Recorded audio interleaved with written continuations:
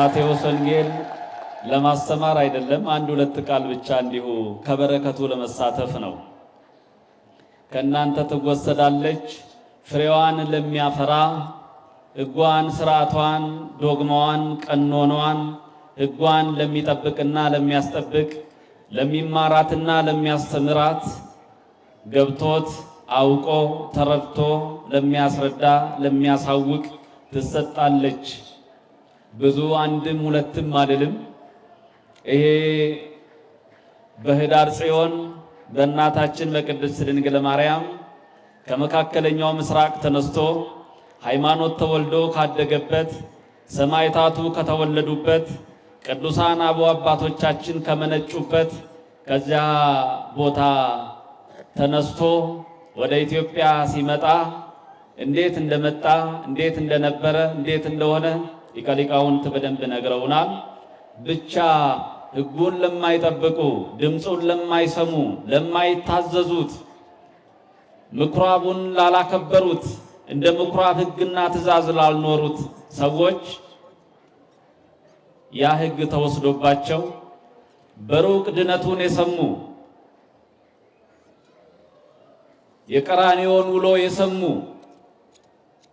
የድንግል ፍቅር ያገበራቸው በባህር ማዶ የሚኖሩ ብዙ ጊዜ በተደጋጋሚ እግዚአብሔር እናንተ እስራኤላውያን ባህር ማዶ እንዳሉት ኢትዮጵያውያን ልጆቼ ለኔ ለክብሬ ለአምልኮቴ ቀናይ ያልሆናችሁት የማታገለግሉኝ የማትታዘዙኝ የነቢያቱን ቃል የማትሰሙ በነቢያቱ ቃል የማትሉ የማታድሩ ልባችሁ ለሁለት ተከፍሎ አንዱ ወደ እኔ አንዱ ወደ ጣዖት እያለ እስራኤላውያንን ይገስጽ ይሰብክ ወይም ደግሞ ይቆጣ ነበርና ከነሱ ተወስዶ በሩቅ ለሰማነው አባቶቻችን እንደነገሩን በዓይናችን ሳናይ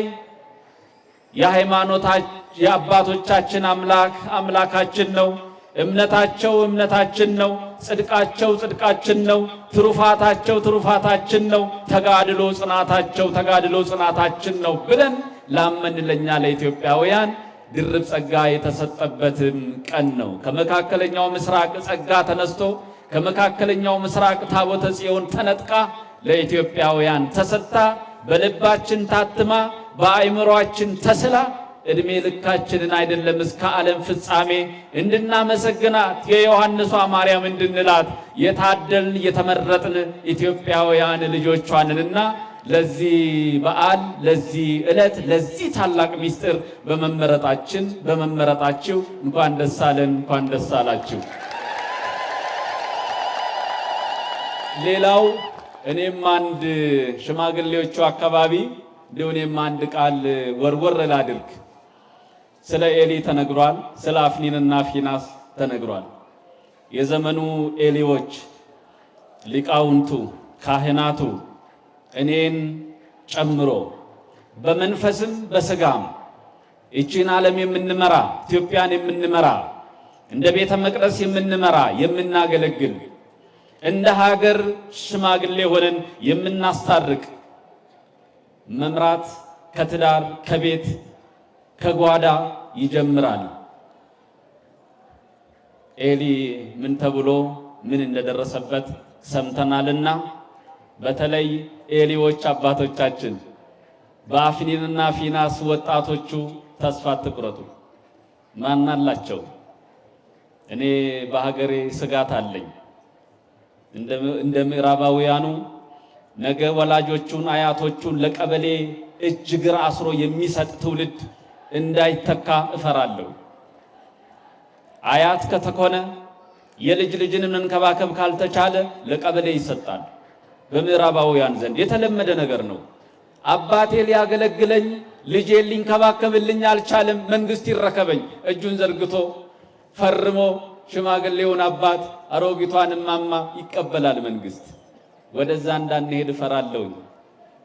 ወላጆቹን የማይሰማ የምክክር ጊዜ የሌለው ቤተሰብ ማህበረሰብ በርከት እያለ ነው። ልጆች ትምህርት ቤት ውለው ከወላጆቻቸው ጋር ንግግር የላቸውም። እነሱ የራሳቸው ዓለም አላቸው። የራሳቸውን ዓለም ያያሉ በጓዳቸው በቤታቸው በክፍላቸው። ሰብሰብ አድርጎ የሚመክር አባት አባወራ ልጄ የቷልክ ልጄ የቷልሽ ምን አጠናችሁ ምን ተማራችሁ በስራ የተሰማራችሁ ምን አተረፋችሁ ምን አጎደላችሁ ባይ አባት ካልተነሳ አስቸጋሪ ነገር ነው የሚሆነው። ወላጆች እየተረሱ ነው። ልጆች የራሳቸውን መንገድ ይዘዋል። ስለዚህ ከዚህ ድንዛዜ ዓለም መውጣት መቻል አለብን። ወጣቶች የዘመኑ አፍኒንና ፊናስ ከቁጣው በፊት መንቃት አለብን። ለምን ሀገሬ እናንተ እጅ ላይ ነው ያለችው። ሀገሬ በእናንተ አይምሮ ገና ትሰራለች፣ ገና ትለማለች፣ ገና ትሰፋለች። ከማንነት ኮተት ወጥተን ከፍ ብለን እማማ ኢትዮጵያ ማለት ካልቻል፣ ከፍ ብለን እማማ አፍሪካ ማለት ካልቻል፣ በዚህ ልክ ራሳችንን ካላበቃን ዝም ብሎ ሶስተኛ የዓለም ዲፕሎማት ከተማ ተወላጅ ነኝ ነዋሪ ነኝ አይሰራም። ከበለጡን እንቀማለን ከበለጡን፣ በአስተሳሰብ ከበለጡን፣ በማቀፍ ከበለጡን፣ በማካፈል ከበለጡን፣ በማልማት ከበለጡን፣ በብዙ መልኩ ከበለጡን እንቀማለን። ፉከራ አያዋጣም። መሬት ላይ ስራ መስራት መቻል አለብን። ይሄ ከወጣቱ ይጠበቃል። ከወላጆቻችሁ አልፋችሁ ለተዋህዶ ዋሷ ጠበቃዋ እናንተ ናችሁ። እያቀዳችሁ ፕሮፖዛል እየሰራችሁ ሪሰርች እየሰራችሁ ካህናት በዚህ ተመሩ፣ ሊቃውንት ሰብሰብ እያላችሁ፣ መምህራን ሰብሰብ እያላችሁ፣ ልዩ ልዩ ጸጋ እግዚአብሔር ያጎናጸፋችሁ ሰብሰብ እያላችሁ በዚህ ሂዱ። አባቶቻችን ወላጆቻችን በዚህ ሂዱ፣ መጦሪያችሁ ይሆናል። ወጣቶች ሰብሰብ ብለን በዚህ እንራመድ። ሀገር በዚህ ልክ በዚህ ደረጃ በዚህ ስፋት ይልማ ይበልጽግ ከፍ ይበል ካላላችሁ ሁሉ ጊዜ አሁን የአፍኒንና የፊናስ የአባትና የልጅ ታሪክ ወደ 4 ዓመት እኮ ተጠግቶታል። ከዛም በላይ ከሶሎሞን ወዲህ እንኳን ስንት ነው? ወደ 3000 አይደለም ቆጥረው። ከዛ አለ እኮ አለ። ሶሎሞን ሳይወለድ እኮ የነበረ ታሪክ ነው። ወደ 5 ዓመት ይመስለኛል እኔታ። ስለዚህ መለወጥ ካልቻል፣ የተሻለ ነገር ማድረግ ካልቻል፣ አፍኒንና ፊናስን ብቻ በየዓመቱ ተገናኝተን የምንወቅስ ከሆነ የዘመኑ ወጣቶች አፍኒንና ፊናስ፣ ካህናቱ፣ ሊቃውንቱ ትወክላላችሁ፣ መምህራኑ ትወክላላችሁ። የሀገሬን ገበሬ ከበሬ መቻል ላቀቅ ነው። አባቴ ገበሬ አባቴ በሬውን ሲከተል ነው የሚውለው። ካህናቱ ደግሞ ያበረታታሉ። ሳቢ በሬውን ተከታይ ገበሬውን አውሎ ያግባልን እግዚአብሔር እያለ ያሳርጋል። በየደጀ ሰላሙ ያበረታታል። ቢያንስ 2ቱን በሬ ወደ 3 እና ወደ 4 እንኳን የሚያሳድግበትን ይሄንን ተመራምረን ወላጆቻችንን ካልደረስንላቸው ለሀገር ካልደረስን ወገኖች የወጣትነት ጊዜያችንን የወጣትነት አይምሮአችንን ካልተፈላሰፍንበት እግዚአብሔር የነገሰበት እግዚአብሔር የተገለጠበት እግዚአብሔር የወደደው የባረከው የኢትዮጵያውያን አይምሮ የአፍሪካ አይምሮ ምን ዋጋ አለው? እንደተመረገ ነው። አልተነካካም፣ አልተቆሰቆሰም።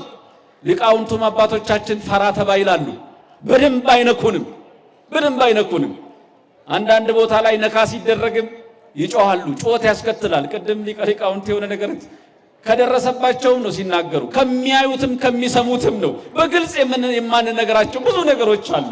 ስለዚህ መንቃት መቻል አለብን። ለዚህ ወጣቶች አፍኒንና ፊናስን ከመውቀሳችን በፊት ምን እያረኩ ነው፣ እነ ኤሊዎች ምን እየሰራን ነው ማለት መቻል አለብን። እቺ ሀገር ከኛ ውጪ ማን አላት? እግዚአብሔር ምንነሳል።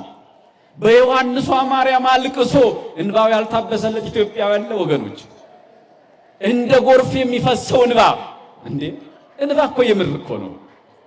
በእንባ ማስመሰል አይቻልም። በሳቅ ማስመሰል ይቻላል። እንባ ግን የውስጥ ጭማቂ ነው።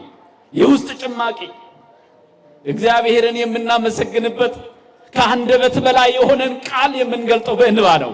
ስለዚህ ይሄ ሁሉ እንባ እዚህ ግቢ ውስጥ የሚፈሰው ከተደረገለት ገቢረ ተአምር የተነሳ እኮ ነው። ታዲያ ምን ነሳን? በዮሐንሷ ማርያም ላይ አድሮ በእናቱ ላይ አድሮ እንባችንን እያበሰ እየፈወሰን እያከመን ከራቅንበት እያቀረበን ወጣቱን እያበለጸገ በአይምሮ በጥበብ በእውቀት እያሳደገ አረጋውያንን እየጦረ በገዛ ሀገሩ እያስከበረ ከዚህ በላይ ምን ያደርግ ለኢትዮጵያውያን? ስለዚህ እያንዳንዱን ነገር እቤታችን መጥቶ እግዚአብሔር አያንኳኳም ወገኖቼ። መነሳት አለብን፣ መንቃት አለብን። ልጆቻችንን ማበረታታት አለብን። ወጣቶችም በወላጆቻችሁ ተስፋ አትቁረጡ፣ ከናንተ ይቀድማሉ። አትቁረጡ ተስፋ። አንቺ ከሰንበት ትምህርት ቤት መልስ፣ አንተ ከቁርባን መልስ ነጩን ለብሰ እግዚአብሔር ነክሶብ እግዚአብሔርን አንግሰው በልብ በአይምሮ ቋጥረው በፍቅሩ ተቃጥለ እያገለገልክ ስትመለስ እየተወላገደ ከዘራ ይዞ የሚያሳድድ አባት ሊኖር ይችላል። ታገሰው። ምን ያድርግ? ስላልገባው ነው፣ ስላልተማረ ነው። ቀን ነው የጣለው፣ ወላጅ ነው። በወላጅ አይጨከንም። ስለዚህ አንዳችንን ማበርታት አለብን። ከበዓሉ ረድኤት በረከት ያሳትፈን። እግዚአብሔር ከመካከለኛው ምስራቅ ክብርን አንስቶ ፍቅርን አንስቶ ታቦተ ጽዮንን አንስቶ ኢትዮጵያን አጎናጽፎ ለኢትዮጵያውያን ሰጥቶ ካላወቅንበት ግን እንዳይወስድብን እንዳይነጥቀን ጸጋችን እንዳይነጠቅ ፍርሃት ስላለኝ ነውና ጸጋችንን ይጠብቅልን። እግዚአብሔር የሰጠንን የልጅነት ጸጋ አይውሰድብን። ሀገሩን ሁሉ ሰላም ያድርግልን።